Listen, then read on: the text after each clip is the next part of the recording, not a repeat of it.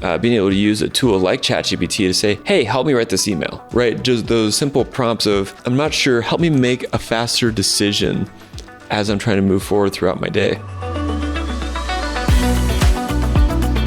Coming at this as a business owner, I think there's a lot of different ways that we tend to think just about how to use a tool, right?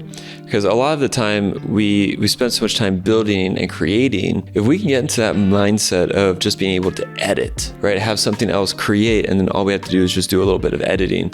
It provides us a lot more time to just focus on things that are better in the day-to-day sphere. So that's where being able to use a tool like ChatGPT to say, hey, help me write this email, right? Just those simple prompts of, I'm not sure, help me make a faster decision as I'm trying to move forward throughout my day. I mean, the idea that Otter AI is able to record all of our videos, have a transcription, have the access to see where it was in it with screenshots, among other things. Oh my goodness, that tool saves us so much time with such a high quality output that it is an irreplaceable tool. Otherwise, I do have to pay someone to sit in a room with us just taking notes. Now, granted, we may sometimes do that just so that there's context being driven in a different way, just because being able to see body language can be really, really important where AI can't quite hit those marks.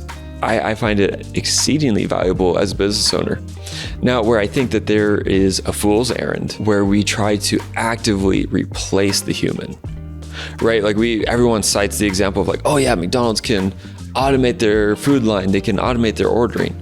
Awesome. McDonald's is not a small business. They can test that across hundreds of millions of people, over stores. It's incredible the scale that they can do. The idea that you're going to just say, hey, I'm going to make an avatar and feed it a ChatGPT script, and it's going to do all the talking, and we're going to run a VTuber setup. Okay, you're not actually replacing people. You're still doing all the legwork that you would have done if you put yourself in front of the camera, if you wrote the script yourself, and you hit the live button yourself. You've not replaced anything or anybody. You just made yourself think so. And so I think there has to be this really consistent idea of return on investment, return on time, more so than just what my bottom line dollar is, to understand, is this tool going to be effective for my needs moving forward?